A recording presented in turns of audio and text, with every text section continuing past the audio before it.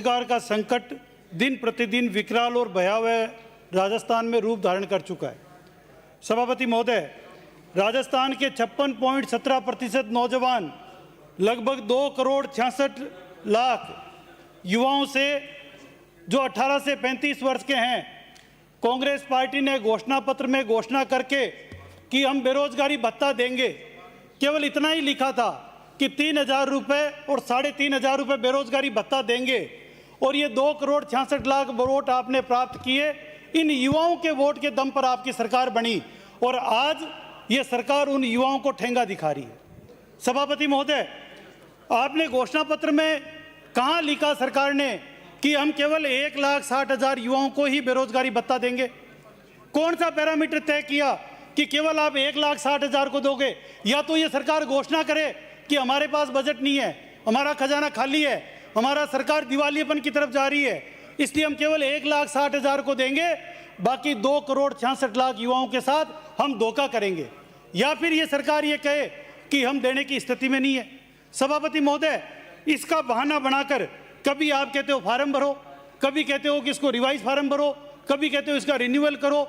मैं सीधा सीधा सरकार की जानकारी में कहता हूं कि यदि आपके पास आंकड़े नहीं है तो हम राजस्थान के युवा विधायक सरकार को 15 दिन के अंदर जिस फॉर्मेट में चाहिए कि राजस्थान में कितने बेरोजगार हैं, वो पूरी सूची आपको यहां टेबल करवाने के लिए तैयार है। ये मैं जिम्मेदारी के साथ आपको कह रहा हूं। सभापति महोदय, आज राजस्थान में बेरोजगारी दर की बात की सबकी, लोक नीति और CSDS ने एक सर्वे में यह भी कहा है कि आज का युवा 62% युवा जो है वो बेरोजगारी की गंभीर समस्याओं से ग्रस्त है। ये राजस्थान के लिए बहुत बड़ा आंकड़ा है। ये सदन में जो सत्ता पक्ष के लोग हंस रहे हैं, मैं कहूंगा कि इनका चेहरा इनके क्षेत्र में जब लोग देखेंगे कि किस प्रकार से ये उनके रोजगार पर एक तो कुठाराघात करके इस प्रकार से यहाँ पे हंस रहे हैं। सभापति महोदय, सीधा 42 लाख युवाओं ने अलग अलग परीक्षाओं में फॉर्म भरे हैं, वो सीधे सीधे पात्र हैं। यदि आपके देने की मंशा हो तो ये 42 लाख का आंकड़ा तो आपके पास खुद के पास है। 42 लाख राजस्थान के युवाओं ने पिछले सालों में बेरोजगार है उन्होंने फॉर्म भरा है और उनको नौकरी लगी, उनको हटाकर ये लगभग 40 लाख जो लोग हैं ये सब के सब बेरोजगार, इनको भत्ता दिया जा सकता है। पर सरकार भत्ता देना नहीं चाहती, केवल बातें करना चाहती है।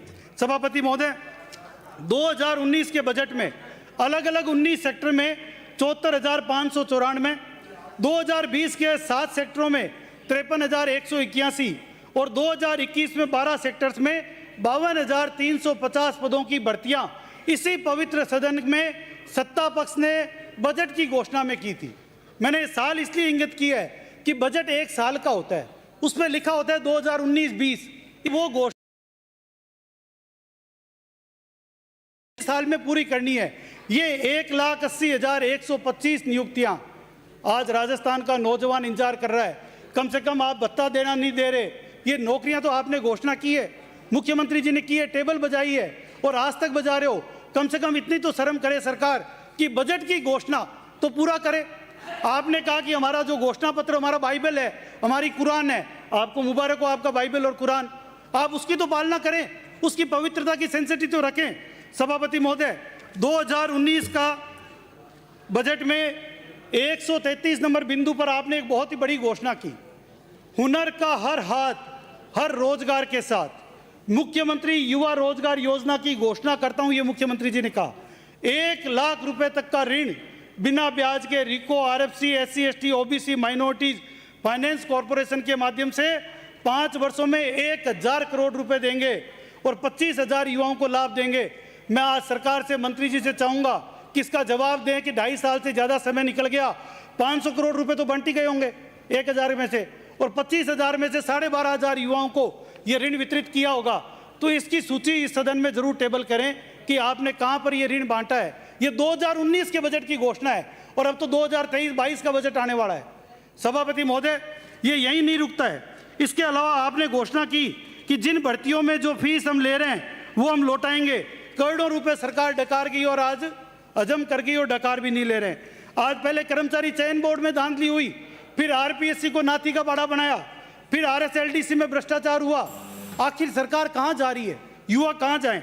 सभापति महोदय, मैं तो केवल यही कहूंगा कि माननीय कल्ला जी सामने विराजमान है, आपके अंडर में कमेटी बनी थी, कल्ला कमेटी। कई मंत्री थे, उस कमेटी की घोषणा संविदा कर्मी इंतजार कर रहे हैं कि उनका क्या हुआ। सभापति आज युवा ढूंढ रहे महोदय, हैं। मेरे साथी चूरू से आने वाले माननीय सदस्य की अध्यक्षता में 5 वर्ष से कमेटी बनी, निर्णय नहीं किया। अभी सभापति पौने 3 महोदय, साल अंत हुए में हैं हमारी कमेटी। मंत्री जी पूरा के जवाब दो। माध्यम से पूरा आपके अंडर में हमने बनाई तो हम विपक्ष में आ गए, आप तो करो हमारे पूरा। CS ने आपके भी 2.5 साल हो निर्देश गए। दिए थे, हमारी 10,000 बातों को लेकर कब तक सरकार 10,000 चलाओगे? लोगों का आपकी नियमन सरकार को 2.5 साल हो गए, संविदा उनकी कर्मियों बात का करो। हेल्थ हमारी डिपार्टमेंट में सरकार हो गए चुका हुए है, 2.5 साल हो गए, 10,000 आप 2.5 साल से बैठे हो, अपनी बात करो। सभापति महोदय, अंत में मैंने 4 पंक्तियां लिखी है, वो करके अपनी बात पूरी कर रहा हूँ। आज राजस्थान का युवा जवाब मांग रहा है। घोषणा हो तो भर्ती नहीं, भर्ती निकले तो इम्तिहान नहीं, परीक्षा हो तो परिणाम नहीं, परिणाम निकले तो ज्वाइनिंग नहीं, आखिर क्यों युवाओं का सम्मान नहीं। बस करो मजाक अब, युवा मांगे हिसाब अब, बात करो संवाद करो, दो हमारे प्रश्नों का जवाब अब। जागो सरकार जागो, बस यही कहना है।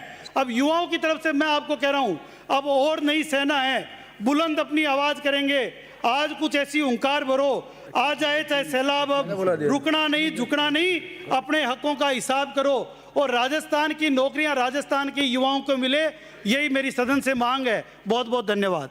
श्रीमती दीप्ति किरण महेश्वरी।